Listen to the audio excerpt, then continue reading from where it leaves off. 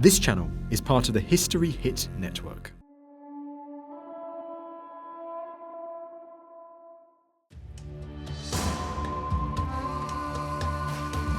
Three centuries after the first discoveries, Egypt continues to fascinate us. Every month that goes by reveals new treasures buried under the desert sand. The fragmented nose was found in the area during an archaeological dig, so it was stuck back on. It hadn't gone far. Temples, pyramids, necropolises, and ancient cities are just some of the wonders that bear witness to the splendor of past pharaohs and their heirs. The Greeks used to make cakes called pyramids, and when they came to Egypt, they found colossal stone structures in the shape of their cakes, so they gave them the same name. This ancient civilization, which was thought to have been lost, is constantly reinventing itself in the Egypt of the 21st century. We are going to travel through time and space to rediscover it.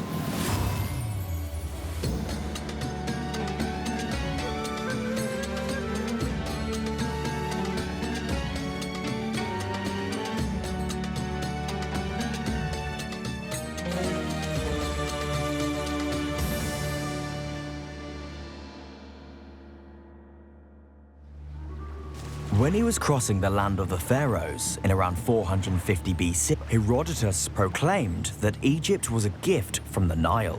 Called visitors, past and present, he was struck by the contrast between the luxuriance of the banks of the great river and the aridity of the desert surrounding them. These inhospitable expanses cover 96% of the country, and only 1% of the population lives there.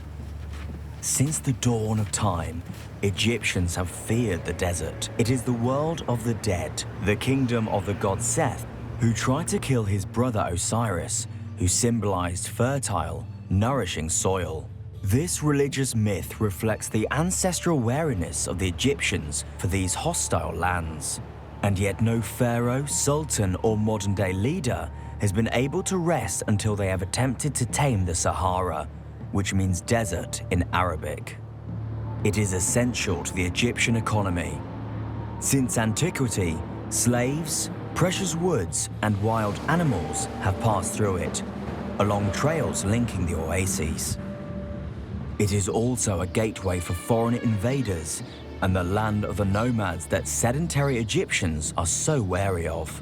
Despite the military presence, Egyptians from the Nile have never really succeeded in controlling this arid land. Today, it is still a place fraught with danger and rebellion. In Cairo, the overpopulated capital of modern-day Egypt, the desert and its dangers seem very far removed from people's day-to-day concerns. And yet, it is just there, on the outskirts of the city. If you love history, then you'll love History Hit. We have tons of exclusive documentaries about the most important people in history that you will not find anywhere else. Our extensive catalogue of documentaries covers everything from the rise of Hannibal Barca to the illustrious treasures of King Tut. So sign up today for broadcast quality documentaries uncovering the mysteries of the ancient world. Not only that, but we have a huge podcast network releasing new episodes every day, so you'll always have something to listen to. Sign up now for a free trial, and Odyssey fans get 50% off their first 3 months.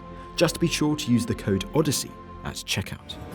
As you go upriver towards the south, the River Nile takes on the appearance of a green snake surrounded by hostile lands. 1 hour from Cairo, the Fayoum oasis is the first refuge for the living from the dead. The desert surrounding it is particularly arid. Sometimes it doesn't rain for 5 years. And when the heavens finally open, all hell breaks loose.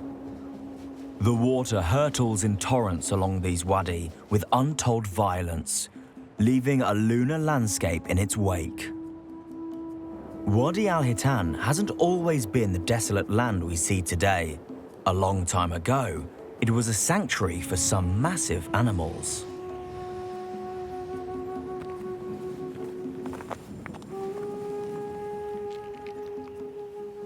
You find wonderful bone preserved, and if you go over there,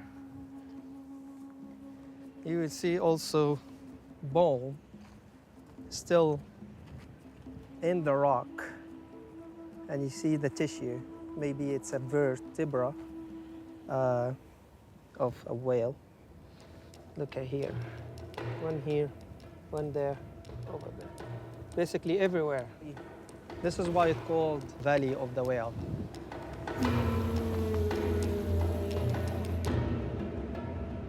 $40 million years ago, we are standing on the bottom of the ocean. So the water was covered most of Egypt at that time. And all of these beautiful creatures were swimming all over the place here.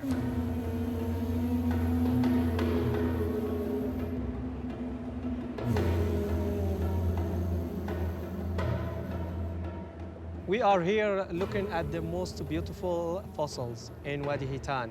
This is the largest whale, largest marine mammal, 80 meters long, that lived 40 million years ago in this place.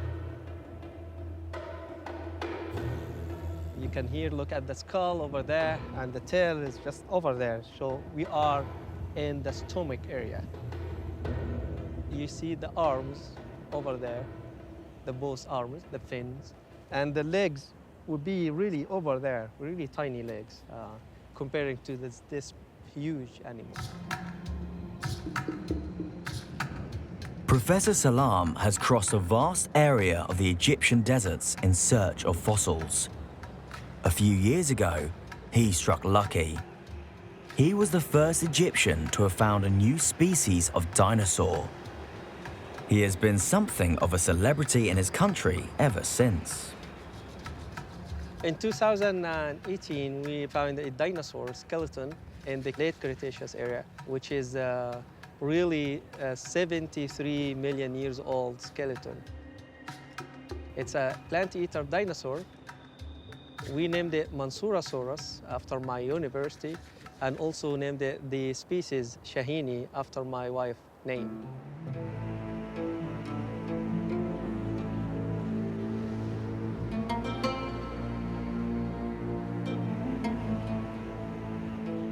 It took millions of years for the sea to recede from Wadi al-Hitan, giving way to terra firma. A series of different climates followed in Egypt. First the jungle, then forests colonized this part of the world. But in 5000 BC, the temperatures suddenly soared and desertification occurred, forcing the majority of the population to settle along the banks of the River Nile. It is perhaps this change in climate which is at the origin of Egyptian civilization. In this confined space, there was a need to organize a society, creating a strong royal power around a pharaoh. The desert took a while to colonize Egypt. The Giza Plateau didn't become arid until 1000 BC. The foot of the pyramids was in the savannah. Egyptians used to rub shoulders with the sort of animals now found in East Africa. They are depicted in bas-reliefs, offering their dead various species of gazelle and hyena, which they are thought to have tamed and even eaten. Desert animals such as horned vipers or jackals are also present. Of all the Egyptian deserts, the Libyan desert is the most feared. It covers an area of over 3 million square kilometers. The chances of survival are slim for travelers who get lost in its vastness. Their only hope is to find an oasis such as the one at Dakhla. Dakhla is a veritable peace haven, luxuriance in the face of chaos. The oasis owes its lushness to the work of humans who, over the millennia, have irrigated it and landscaped it. These palm groves stretching as far as the eye can see are the fruits of their labors.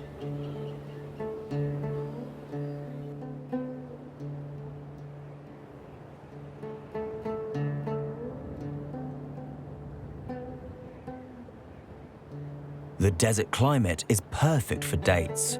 El Noir Farm has planted 50,000 date palms. This plant is the emblem of the oases. It has so many uses, even for weaving hats as protection from the sun.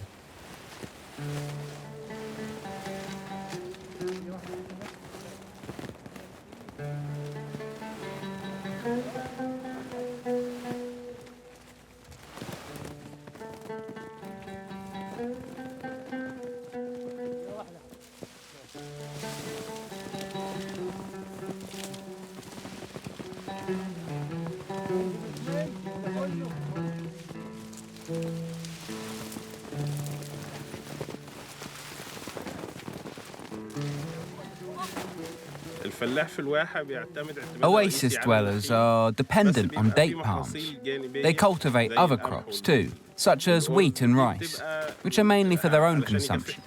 But their main source of income comes from date palms.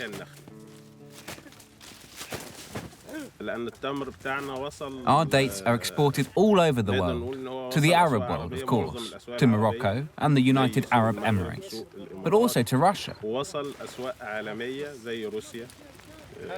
They are even starting to be exported to Europe. Thanks to the quality of our dates, Dakhla Oasis is on the regional map and even the international one.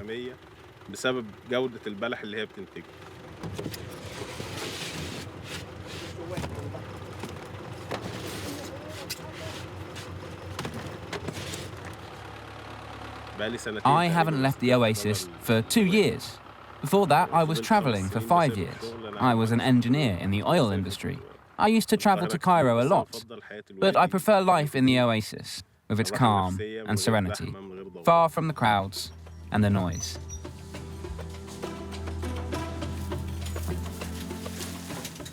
The technique used for picking dates has barely changed since the days of the pharaohs. Dates are still popular products. In ancient Egyptian depictions of their visions of paradise, date palms had pride of place, next to the fields of flax and wheat, laden with goodness. Oases like the one at Dakhla might well have inspired Allah's sensual paradise, a shady garden in which you only need to reach out a hand to pick the juicy fruits. This oasis may not be that nirvana, but the 8,000 inhabitants of Dakhla have still chosen to stay here, far from a world that is in perpetual motion. Here they are spread over 17 villages, of which Casa is the oldest and most beautiful. Built on the ruins of a Roman fortress, this medieval village has retained some of the character of those fortifications. Today, it is virtually uninhabited. Sabi, the keeper of the site, is one of the very few visitors to this abandoned maze. This medieval town is the symbol of the Dakhla oasis. Lots of tourists love this ancient city. It is atypical, and its houses and streets radiate a unique atmosphere.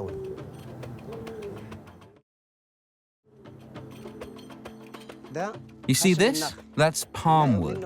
That's the wood that was most often used here.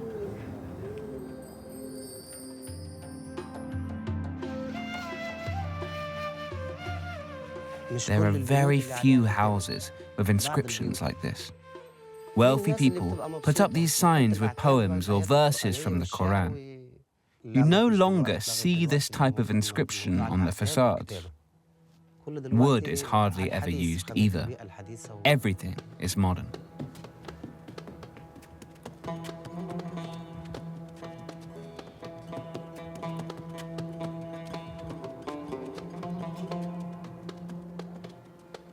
Casa was settled in the 8th century AD, but it didn't reach its peak until the 16th century during the Ottoman Empire, as proved by the madrasa, which served as a school in the mornings and a court of justice in the afternoons.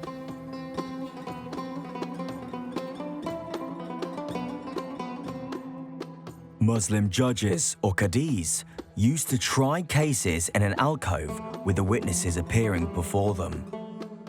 The defendants waited in 2 separate prisons, the women's prison, and the men's prison.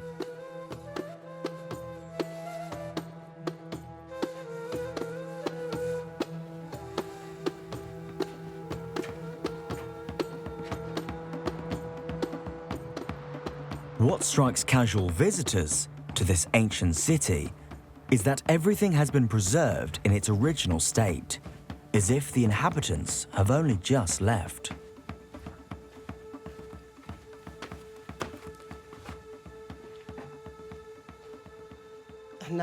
Here we are in a communal mill. This is how it worked. There was a cow turning the millstone to grind the wheat.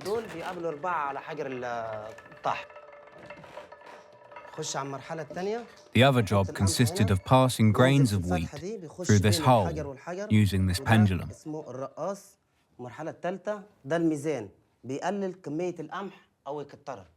This piece of wood can be adjusted to suit the height of the millstone, which determines the fineness of grain of the flour. This mill has been abandoned for 100-odd years. Nowadays, modern machinery is used to grind wheat or rice. Everything is electric.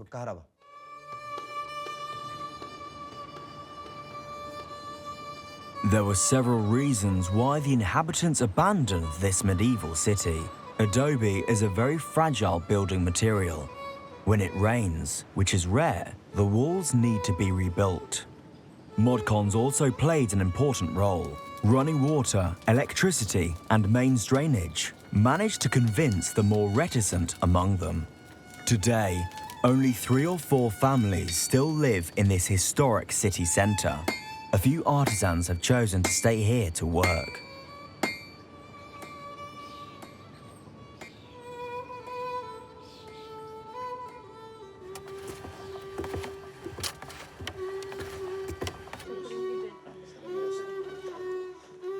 This potter's studio is less noisy than a blacksmith's, but still, for thousands of years, pottery has been essential for life in the desert.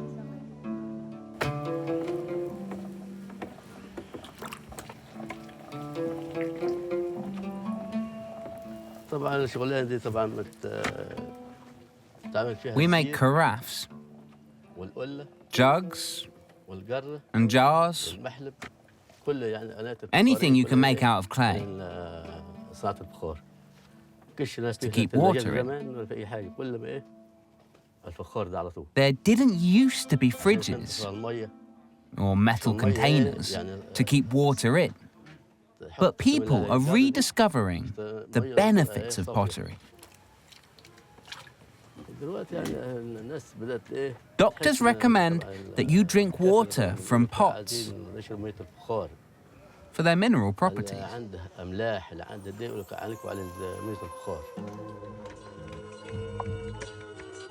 The ancient Egyptians used pottery as ice boxes, as backpacks, and as flasks. It served every purpose. People kept all sorts of foodstuffs in it, such as meat or dried fish. Without it, there would have been no trade. The jars were a means of exporting oil or wine. Wooden barrels weren't invented until much later by the Gauls.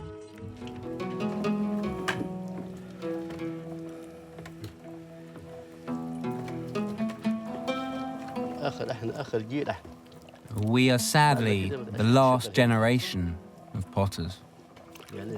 After us, there will be no one. It's a difficult skill to master, and you have to learn it when you're young. You can't do it when you're older. It's over. No one wants to learn anymore.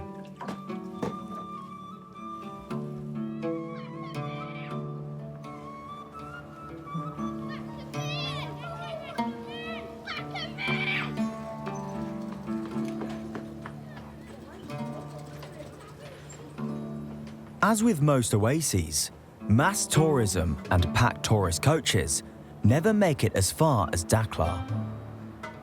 That's what Maged likes about it. This Egyptian guide has made a bold choice to show discerning travelers another side to Egypt off the beaten track.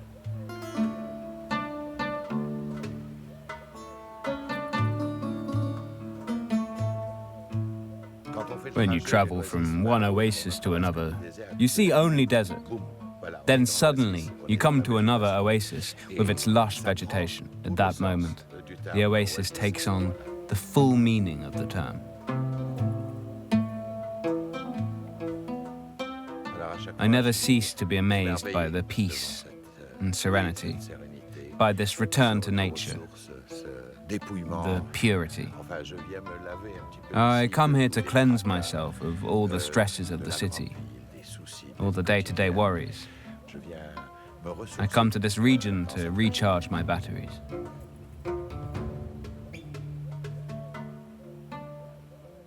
You might imagine the inhabitants of oases to be completely self-sufficient, but there are many outside influences here, the most important coming from the inhabitants of the Nile Valley.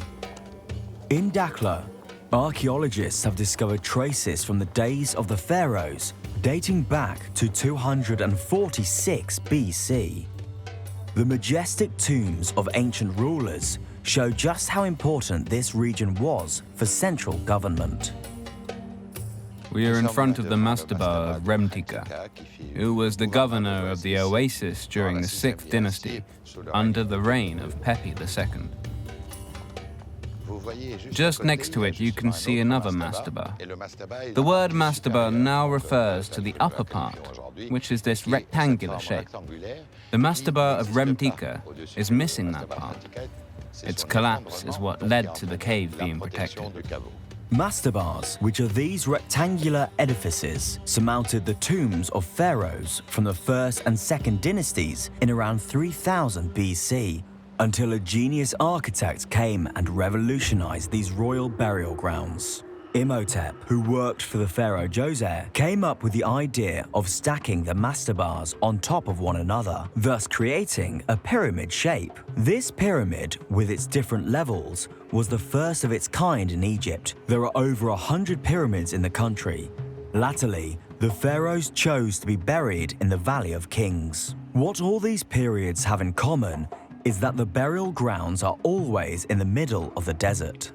The idea was to preserve the agricultural land on the banks of the Nile, which was already limited, and also to protect the mummies from the damp, which is their worst enemy.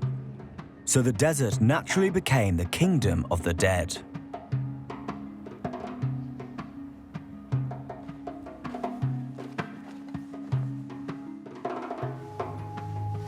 We are now about 7 meters below ground level. On this wall, we can see a very traditional scene.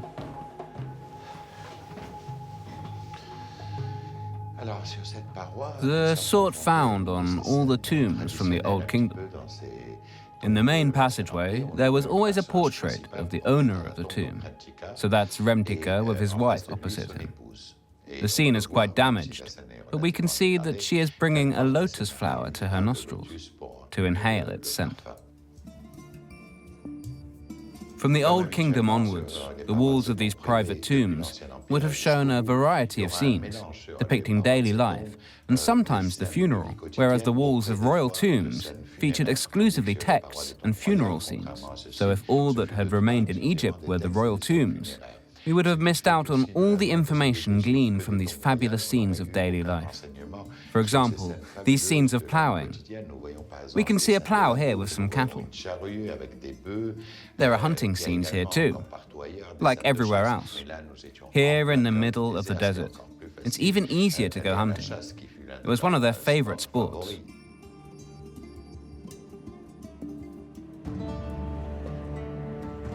The governors, who were representatives of the king, built such elaborate tombs because the oases were vital to the pharaohs. This region is situated on a very important trade route called Darb el-Arba'in, meaning 40-day route. It was the caravan trail that connected what is now the region of Asyut with Darfur in Sudan. All the goods from Africa, which were coveted at that time, ebony, ivory, gold, and exotic animals, were transported along that route, and it was such an important trade route that the omnipresence and power of this state was very much in evidence. There were control posts and toll booths all along the trade route, which just shows how important it was to the kings and pharaohs who lived miles away from this region, because the seat of power was in Memphis, which was situated in what is now Greater Cairo, but they felt the need to demonstrate their power all along the Darb el-Arba'in trade route.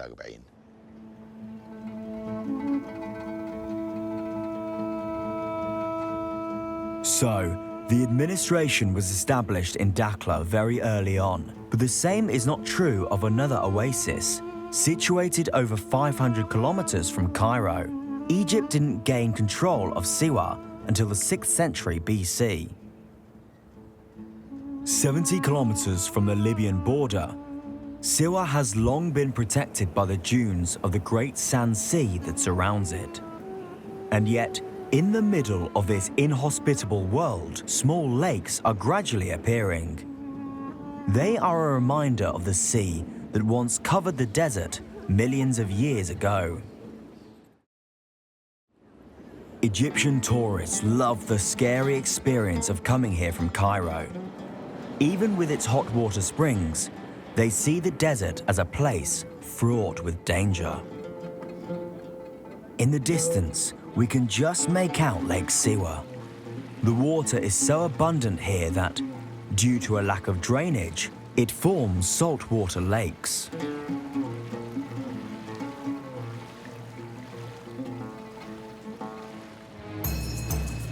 The town centre is a calm place. The Siwis are by nature placid. This is a far cry from the frenzy of the big cities. This serenity is embodied in the 7th century Shali fortress, which overlooks the town.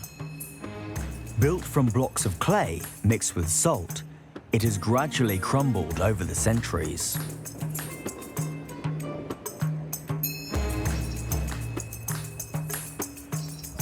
Doa is a tour guide who encourages tourists to take their time and appreciate this special atmosphere. When tourists first came here, they are fascinated by the fact that there is barely any transition between the interminable desert and this lush green oasis. There is a very clear dividing line between the two.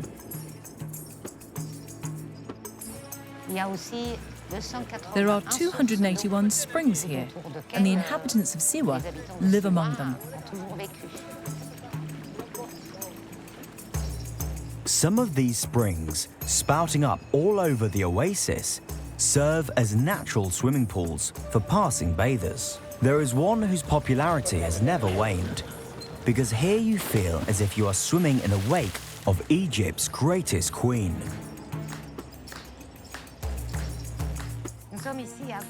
We are here beside a spring known as the Sun Spring, or Cleopatra's Spring. Some people say that Cleopatra came here to bathe. She took great care of herself. She used to bathe in ass's milk, perfumed with lotus flowers.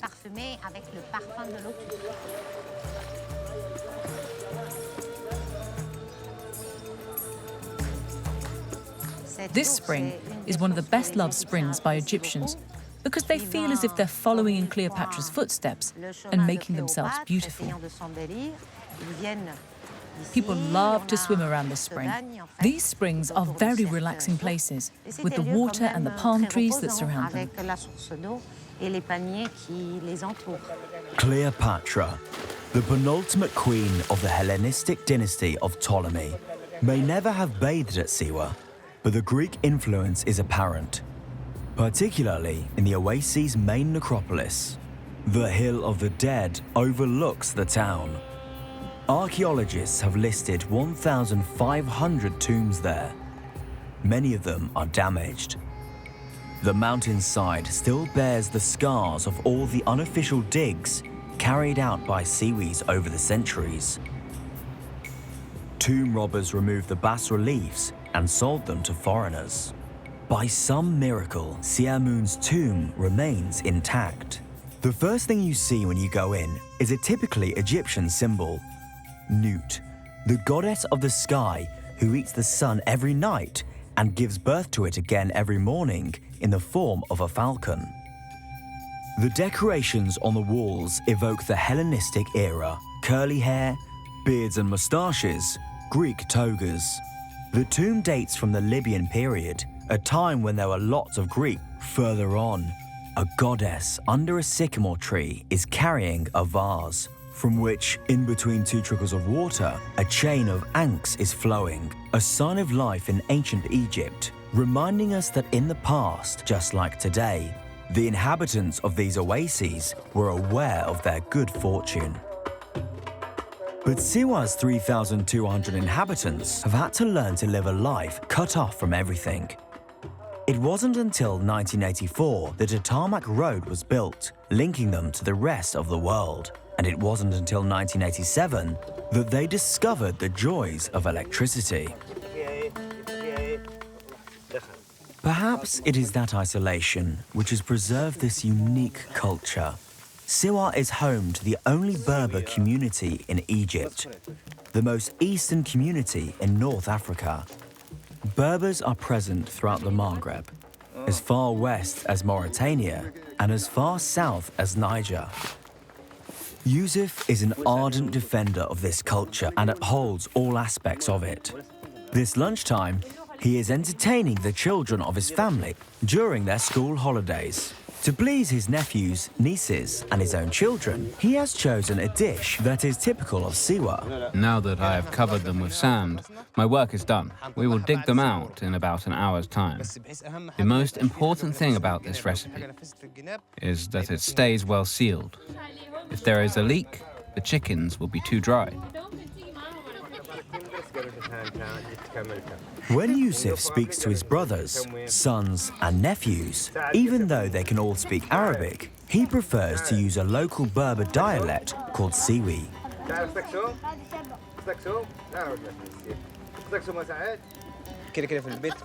Most people here speak Siwi at home. Some people teach their children to say dad in Arabic, but I teach them the Siwi word, ab. They need to learn Siwi so they don't forget their roots. They will learn Arabic at school anyway.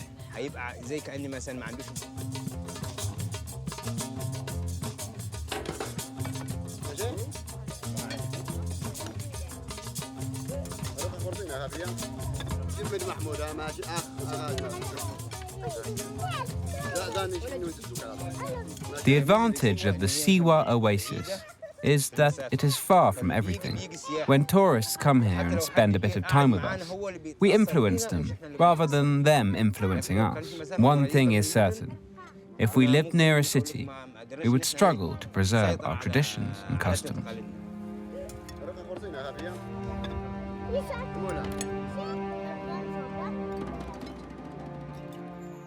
The gentleness of the inhabitants of Siwa is in stark contrast to the harshness of their environment. The lake, a symbol of the oasis, is not the haven of peace it first appears to be.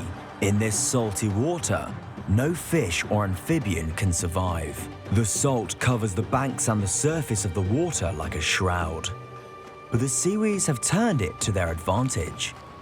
Egyptians have been eating salt since Neolithic times, supplied by the inhabitants of the oasis. Salt mining is still Siwa's main industry. You start by digging a pond, and then you hit the layer of salt. At this stage, the salt you extract is still brown because it contains soil. To wash it, you have to rinse it in water. We use the mechanical digger to give it about 15 rinses. When the salt is nice and white, we pile it up and leave it to dry. Salt from Siwa is appreciated for its flavor, but large quantities of it are exported to Europe or Canada, where it is simply used to de-ice the roads in winter. This big machine is a grinder. This is where the salt crystals are ground. This is a 12 caliber grinder. There are lots of different calibers, from the highest to the lowest, which is used to make table salt.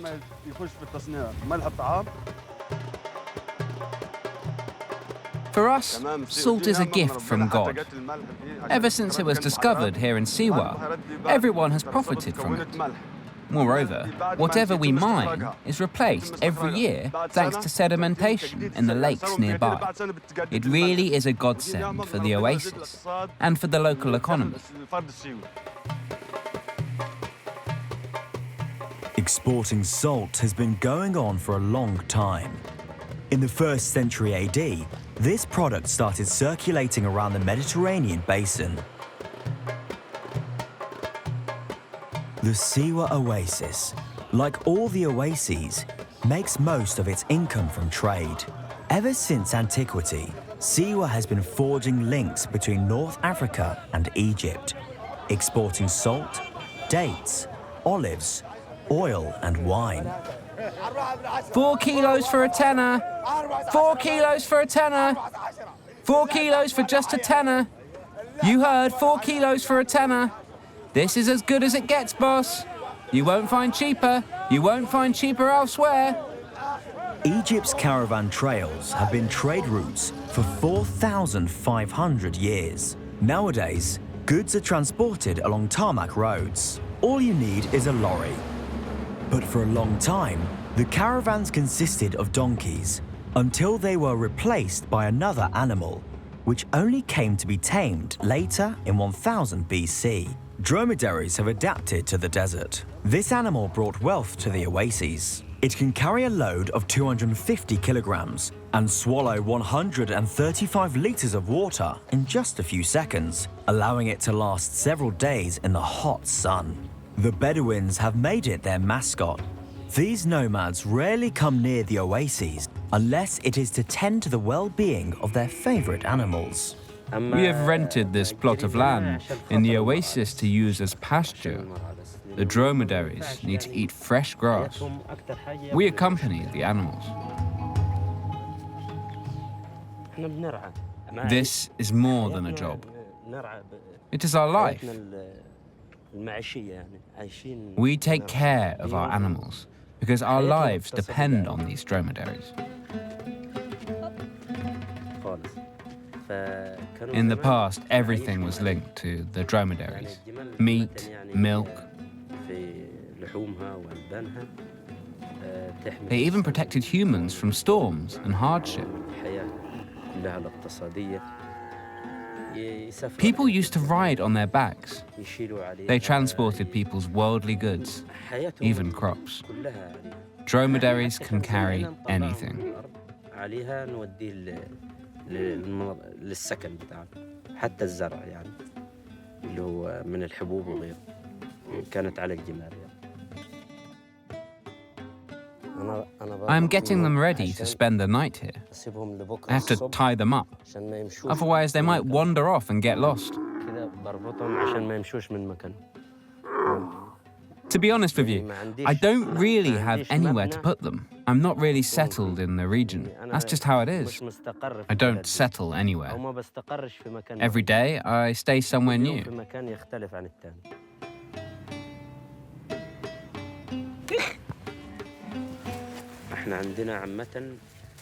In theory, all Bedouins know how to take care of dromedaries.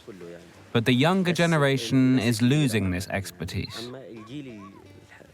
Take young Mahmoud here. His grandfather kept dromedaries, but he didn't have time to teach him. He's been accompanying me for a month now. He is learning techniques for approaching them and communicating with them, but he's still a bit scared of them. He'll soon get used to them.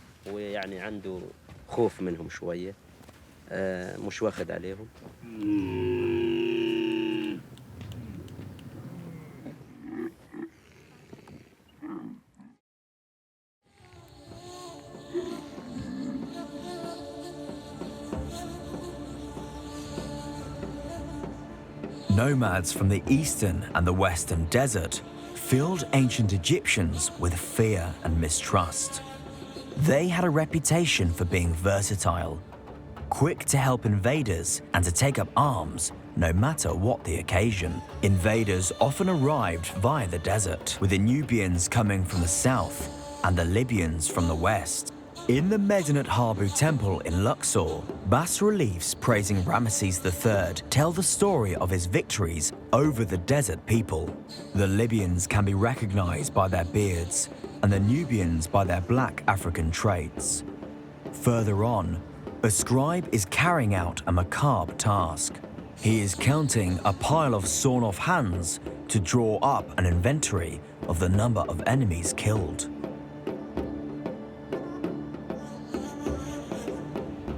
Throughout their long history, the Egyptians haven't always succeeded in holding off invaders.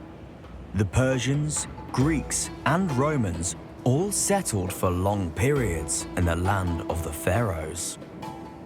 They all tried to control these arid stretches, a source of instability for the country, but very few conquerors dared to go there in person. It was the desert, stretching back thousands of kilometers behind this lake, that nearly killed Alexander the Great. When he finally arrived here, he consulted the oracle of the god of Siwa. This was in around 331 BC. Alexander the Great had just toppled the Persian Empire, which Egypt was a part of. To legitimize his rule, he appeared before the oracle of Ammon in Siwa, which, along with the oracle in Delphi, was the most prestigious oracle of the ancient world. In this temple, the Greek conqueror hoped to direct his questions to Ammon, the most important god in ancient Egypt. Like anyone else who came here, including the priests who worked in these temples, Alexander the Great had to go down into this well to perform his ablutions before he could go and consult Ammon.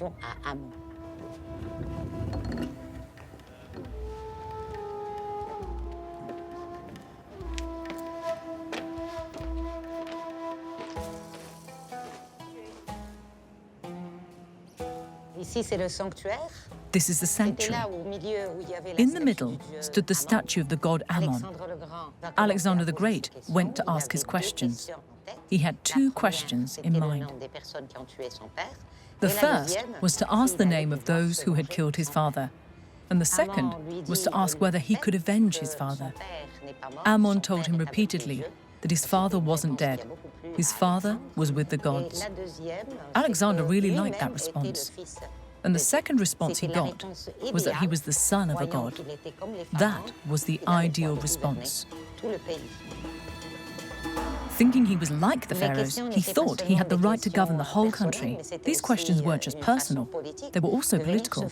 He needed validation and the agreement and acceptance of an Egyptian god. Alexander must have heard an actual voice answering his questions, but it wasn't the voice of a god. The priests at the oracles used various devices to trick their visitors. Some even hid inside hollow statues and made them speak. In Siwa, the system was more rudimentary, but just as effective. When Alexander the Great came here, the statue was over there. The priest accompanied him to the statue and then climbed up there by a back route that was hidden, of course. The priest was able to speak without Alexander the Great seeing him, though he thought it was the voice of the god speaking to him. In reality, more than the god Ammon, it was the clergy that interested Alexander. By finding favor with the priests, he was assured of their precious support to reign over these mystical Egyptians. In the Caravans oasis in southern Egypt, other invaders have left their mark. The Romans were the last conquerors of the kingdom of the pharaohs. Following the example of their predecessors, they did their utmost to protect this distant frontier of their vast empire. The imposing Roman fortress overlooking the oasis protected the nearby caravan trail. Like Alexander the Great, the Romans were willing to reconcile with Egyptian beliefs. In the middle of the fortress, they erected a temple in the best ancient Egyptian tradition. It is dedicated to Ammon for the Egyptians and to Jupiter for the Romans. A new religion soon upset this established order. From the 3rd century AD, the Casa oasis became a refuge for early Christians fleeing violent persecution by the Romans. The necropolis of El Bagawat, with its 200 tomb chapels, bears witness to a surprising continuity. Like the ancient Egyptians, the Christians came to bury their dead in the desert.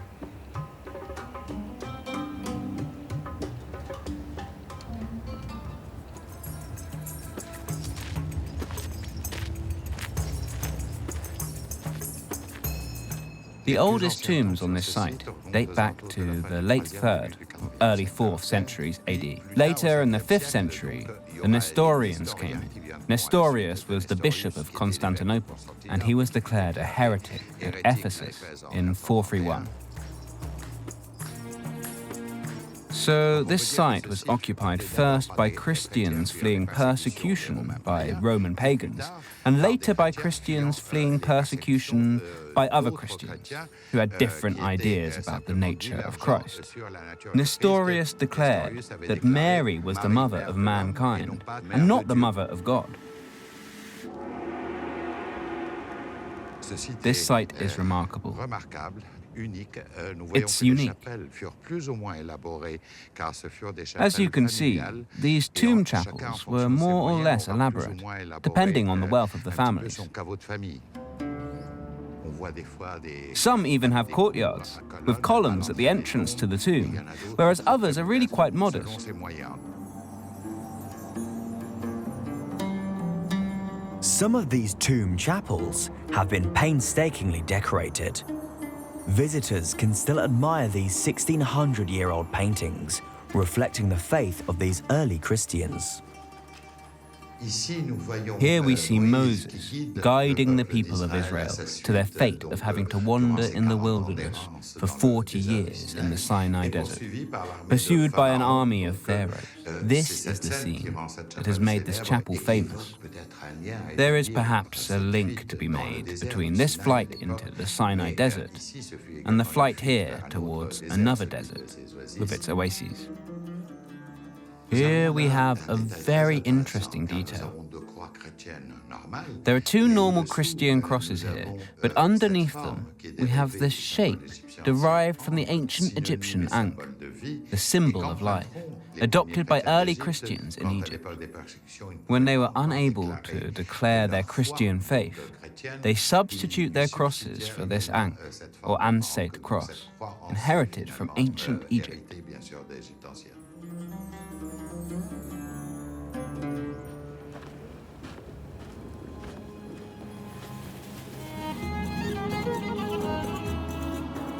The exiled Christians finally got used to their life in the desert.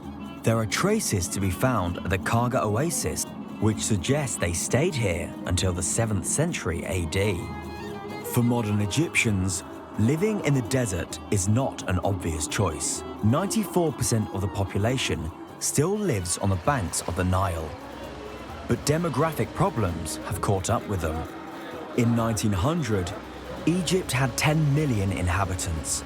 It has 100 million inhabitants today, and it is predicted that that figure will rise to 200 million by the end of the century. Leaders have no choice but to free up more agricultural land as they try to feed everyone and relieve the congestion in the old city of Cairo, with its 20 million inhabitants. 45 kilometers from Cairo, a new capital is emerging, like a mirage in the middle of the desert. There is a massive project underway to build a city 7 times the size of inner Paris.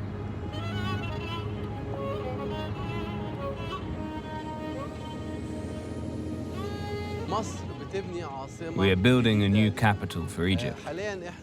Behind me you can see the site of the new parliament. Over there, in front of me, is where the ministries will be. They are currently scattered all over Cairo. This way, all the ministries will be grouped together in the same place.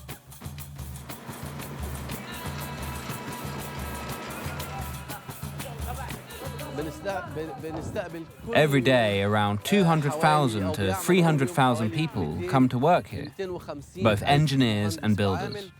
It is a good way to solve the problem of unemployment.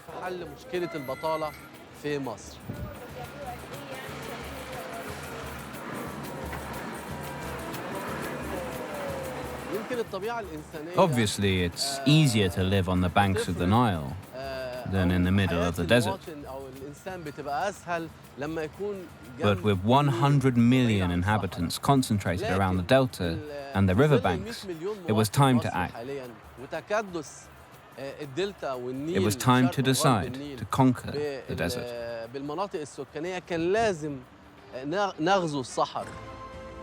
Work has begun on the first residential neighborhood. It covers a surface area of 420 hectares, and 25 blocks of flats are being built. With the help of publicity campaigns, the authorities are hoping to attract some of the inhabitants of Cairo. In 20 years' time, the new capital should be able to accommodate about 6 million people. Convincing 6 million people to leave the historic city of Cairo to live in the middle of the desert won't be easy, but we are relying on our ability to transform this patch of desert into a paradise, and that's what will make them want to come here.